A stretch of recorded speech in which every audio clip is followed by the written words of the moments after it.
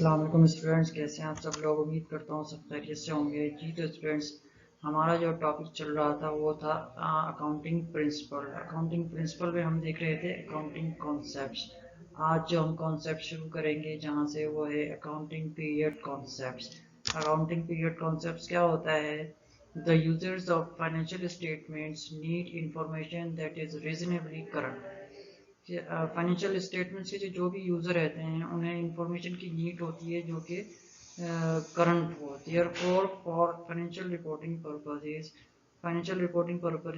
Purpose के लिए the life of a business is divided into a series of relatively short accounting periods. जी, business की जो भी लाइफ होती है, कोई किसी प्रोजेक्ट की, जब बिजनेस की, उसे हम छोटे छोटे अकाउंटिंग पीरियड्स में जो है वो डिवाइड कर देते हैं ऑफ इक्वल लेंथ, एक ही लेंथ, इक्वल लेंथ के हिसाब से। Usually an accounting period is consist of an year. एक अकाउंटिंग पीरियड जो होता है वो आमतौर पे एक साल पर मुश्तमिल होता है। If a business starts at life of 4 years और a project starts at life of 4 years। अगर कोई बिजनेस या कोई भी प्रोजेक्ट स्टार्ट होता है अपनी लाइफ के हिसाब से 4 years के हिसाब से, we will divide these 4 years into 4 equal lengths। हम इन 4 years को जो है 4 मुख्तलिफ लेंथ्स में जो है डिवाइड कर देंगे इक्वल लेंथ्स में। किस तरह डिवाइड कर देंगे? मिसाल के तौर पर अगर कोई बिजनेस स्टार्ट हुआ है 2018 में, तो उसका जो पहला काउंटिंग पीरियड होगा वो स्टार्ट होगा 1 जनवरी 2018 से और एंड होगा 31 दिसंबर 2018। इस तरह सेकेंड अकाउंटिंग पीरियड उसका स्टार्ट होगा 1 जनवरी 2019 और एंड होगा 31 दिसंबर 2019। इसी तरह आगे भी जो दोनों अकाउंटिंग पीरियड होंगे वो उसको डिवाइड करेंगे थर्ड और फोर्थ ईयर को भी। इसका हम आगे एक एग्जांपल की मदद से देख लेते हैं। At the end of each accounting period an income statement and a balance sheet is prepared. Her accounting period के एंड में, यानी कि फर्स्ट अकाउंटिंग पीरियड एंड हुआ, उसके एंड में हम जो है कंपनी जो है, जो भी बिजनेस होता है, वो इनकम स्टेटमेंट और बैलेंस शीट प्रिपेयर करते हैं। The income statement discloses the profit or loss made by business। Income statement क्या डिस्क्लोज करती है कि बिजनेस को जो भी प्रॉफिट या लॉस हुआ है ड्यूरिंग द ईयर, वो हम उसमें जो है हम देखा जाता है। While balance sheet shows the financial position of business, जबकि बैलेंस शीट जो है वो शो करती है बिजनेस की फाइनेंशियल पोजीशन को as on the last day of the counting period के एंड में। इसके बाद हम आगे देखते हैं कि नेक्स्ट कॉन्सेप्ट हमारा क्या है। नेक्स्ट कॉन्सेप्ट है दी मैचिंग कॉन्सेप्ट। दी मैचिंग कॉन्सेप्ट में क्या होता है? Significant relationship exist between revenue and expenses, यानी कि एक्सपेंसेस और रेवेन्यू के दरमियान जो भी रिलेशनशिप होता है वो मैचिंग कॉन्सेप्ट में देखा जाता है कि expenses are incurred for the purpose of producing revenue. Expenses, किसी भी बिजनेस में एक्सपेंसेस क्यों किए जाते हैं? ताकि बिजनेस का जो है रेवेन्यू वो जनरेट किया जा सके। इन measuring net income for a period, revenue should be offset by all the expenses। Income statement, net income मालूम करने के लिए किसी भी पीरियड की, वो revenue should be offset by all the expenses.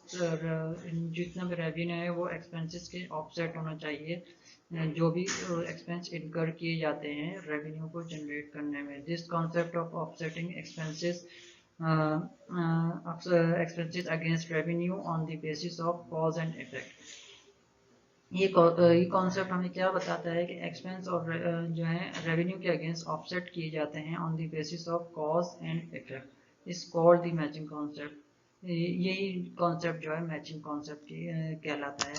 इसको हम एक एग्जाम्पल की मदद से देख लेते हैं। मिसाल के तौर पर एक प्रोडक्ट मैन्युफैक्चरर है जो कि बल्ब प्रोड्यूस करता है। उस बल्ब को प्रोड्यूस करने में उसको जो मशीनरी चाहिए होती है उसकी कॉस्ट है वो है 400,000 और उसकी लाइफ जो है 5 years है। अब वो 400,000 को 5 years में किस तरह डिवाइड करेगा, ये हम आगे देखते हैं। कि मिसाल के तौर पर वो कंपनी जो है प्रोड्यूस करती है 1000 बल्ब एक साल में, तो उस 1000 बल्ब को जो है प्रोड्यूस करने के लिए उसको एक बल्ब पर 100 रुपये जो है वो इसकी कॉस्ट आती है, और वो सेल करती है वही 1000 बल्ब 200 रुपये ईच बल्ब के हिसाब से।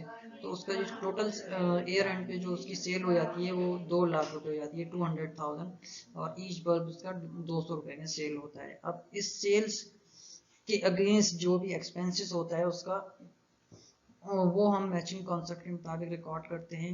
मिसाल के तौर पर 1000 बल्ब यहाँ पर सेल हुए, और 1000 बल्ब के ऊपर जो उसका खर्चा आया था वो 100 रुपये था, तो उसके एक्सपेंस कितने हुए 1000 बल्ब के लिए? 1 लाख रुपए। और मशीन भी यूज़ हुई फिर। अब मशीन जो यूज़ हुई वो इस हिसाब से हुई कि 4 लाख की मशीन थी, जो जिसको हमने इसकी जो यूजफुल लाइफ थी 5 ईयर्स थी, उससे जो भी डिवाइड किया तो 1 साल का उसका मशीन का यूसेज जो आ गया वो 80,000 रुपये है। यानी कि सेल जितनी हुई थी उसमें से एक्सपेंसेस माइनस करने के बाद जितनी भी अमाउंट बची वो है मैचिंग कॉन्सेप्ट के मुताबिक 20,000। आगे हम चल के देखते हैं कि नेक्स्ट कॉन्सेप्ट हमारा क्या है। नेक्स्ट जो कॉन्सेप्ट है, कॉन्सेप्ट नंबर 8, जो कि लास्ट कॉन्सेप्ट है, realization concept. According to this concept, revenue should be recognized at the time when goods are sold or services are rendered. इस कॉन्सेप्ट के मुताबिक रेवेन्यू जो है रिकग्नाइज कब किए जाना चाहिए? Eight the time of goods sold, जब गुड्स सोल्ड हो रही हों और सर्विसेज जो है मुहैया की जा चुकी हों। इसकी कंडीशन क्या होनी चाहिए इस कॉन्सेप्ट को रिकॉर्ड करने के लिए? यानी कि जो भी गुड सेल हो रही है, सर्विस रेंडर हो रही है, वो लीगल उसका ट्रांसफर होना ज़रूरी है सेलर टू बायर। उसका जो भी रिवार्ड है या जो भी रिस्क है वो भी उस बायर को ट्रांसफर होना चाहिए। ये इसकी कंडीशन है। सेकंड कंडीशन, उसकी थर्ड कंडीशन क्या है कि प्रोडक्ट्स एक्चुअली सेल, यानी कि फिजिकली जो है प्रोडक्ट वो सेल की जा चुकी हो। हम इसको हम एक जो एग्जाम्पल की मदद से देख लेते हैं। The following example will help to understand this point. Mister A places an order to mister B. Mister A जो है एक ऑर्डर प्लेस करते हैं मिस्टर बी को for supply of certain goods, कुछ गुड्स जो है सप्लाई के लिए। एज ऑन 1 जनवरी 2019, 1 जनवरी 2019 को वो ऑर्डर प्लेस करते हैं। Mister B sends goods to mister A 15 days after he has received the order, यानी कि ऑर्डर रिसीव होने के 15 दिन बाद वो उन्हें गुड्स जो है वो सेंड कर देते हैं। And mister A makes payment 10 days after receipt of goods, तो 10 दिन जो गुड्स रिसीव होने के बाद वो पेमेंट करते हैं। In this case the sale will be presumed to have been made not at the time of receipt of the order. इस केस में सेल जो है वो अज्यूम नहीं की जा सकती जब ऑर्डर जो है वो रिसीट हुआ है या पेमेंट जो है वो हो चुकी है at the time of when goods are deliver to mister A. यानी कि गुड जब डिलीवर हुई है जब हम इसको रिकग्नाइज करेंगे। इसी तरह हम देखेंगे कि कोई भी सर्विस हम मुहैया करते हैं। मिसाल के तौर पर बिल्डिंग है, हमने एक बिल्डिंग रेंट पे दी है 2 लाख रुपए, उसका जो है रेंट हमने लिया है एडवांस एज ऑन 1 अप्रैल 2019 को। 2019 को हमने उसका एडवांस रेंट ले लिया है 2 लाख रुपए।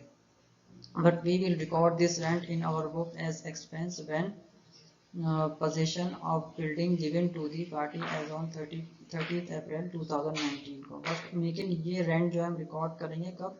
जब हम पोजेशन दे देंगे बिल्डिंग की 30th अप्रैल 2019 को। इसी तरह हमने देखा कि हमने सेल जो है कब रिकॉर्ड की, यानी कि जब गुड्स डिलीवर्ड हो गई, और सर्विस हमने कब रिकॉर्ड की? जब जो है उसकी पोजीशन जो है वो किराएदार को हमने दी।